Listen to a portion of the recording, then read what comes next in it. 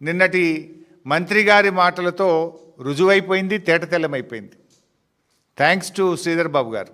నిజాన్ని కొంతవరకు ఒప్పుకున్నాడు ఆయన. కొంత దాచే ప్రయత్నం చేసింది కానీ కొన్ని ఒప్పుకోక తప్పలేదు. ఈ HILTP హిల్ టీపీ పాలసీ ఏదైతే ఉందో ఇది అతిపెద్ద స్కామ్. ఈ రాష్ట్ర ప్రభుత్వం ఉపయోగిస్తున్న ఒక ఆయుధం. వేల కోట్లు, లక్షల కోట్లు కొల్లగొట్టడానికి తెరలేపినటువంటి స్కామ్ ఇది. పారిశ్రామిక వాడల్లో ఆ రోజుల్లో పిల్లలకు ఉద్యోగాలు రావాలని తక్కువ ధరకే పారిశ్రామికవేత్తలకు భూములు కేటాయించారు.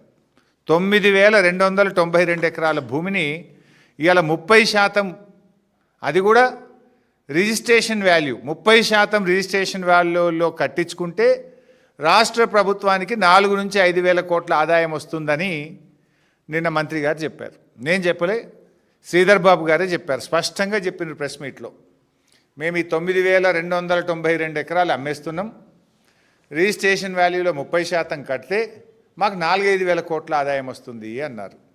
మరి నిజంగా ఈరోజు ఆ 9,292 ఎకరాల భూమి విలువ ఎంత ఈరోజు మార్కెట్లో? ఖచ్చితంగా 5 లక్షలకు తగ్గదు. 5 లక్షల కోట్ల రూపాయల విలువ కలిగిన భూమి.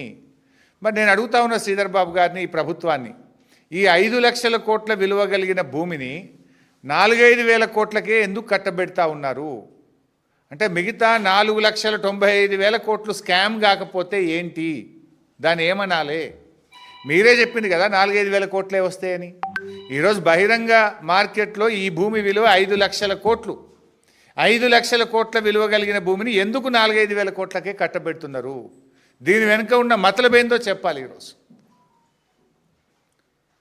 మంత్రి గారు ఇంకోటి బుకాయించే ప్రయత్నం కూడా చేసిండ్రు నిన్న.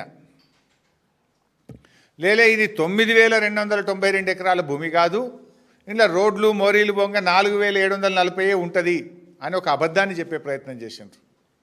నేను అథారిటీగా చెప్తున్నాను, ఎందుకంటే ఆ రోజు cabinet sub committee on revenue resource mobilisation చైర్మన్గా నేను పనిచేసిన. ఆ రోజు ఆర్థిక మంత్రిగా క్యాబినెట్ సబ్ కమిటీ చైర్మన్గా నేనున్నాను. నాతో పాటు కేటీఆర్ గారు, ప్రశాంత్ రెడ్డి గారు, ఇంకా కొంతమంది గౌరవ మంత్రులు సభ్యులుగా ఆ రోజు పనిచేసినారు. ఈ ప్రతిపాదన మా ముందుకు కూడా వచ్చింది. I know all these details. ఎందుకంటే మంత్రి గారు నువ్వు చెప్తున్నది శుద్ధ అబద్ధం. నేను సవాల్ చేస్తున్న శ్రీధర్ బాబు గారికి, నిజంగా 4,740 ఎకరాలే ఈ ప్రభుత్వం పెట్టిందా? దీని మీద బహిరంగ చర్చకు నువ్వు సిద్ధంగా ఉన్నావా? సగం మోరీలకు పోతుంది, రోడ్లకు పోతుందని ఇట్లా బుకాయించంగా ఇక ఎదుటోడేం మాట్లాడాడు వానికి ఏం తెలియదు అనుకుంటున్నావా? మేము కూడా ఆ రోజు ప్రభుత్వంలో ఉన్నాం కదా. అంటే దాన్ని తగ్గించి, సగానికి సగం తగ్గించి చూపే ప్రయత్నం చేస్తూ ఉన్నాడు శ్రీధర్ బాబు గారు. అంటే భూ కుంభకోణం యొక్క విస్తీర్ణాన్ని సగానికి సగం తగ్గించాలనేటువంటి విఫలయత్నానికి శ్రీధర్ బాబు గారు పాల్పడుతూ ఉన్నారు. ఇందులో స్పష్టంగా ప్రభుత్వం యొక్క డొల్లతనం బయటపడ్డది.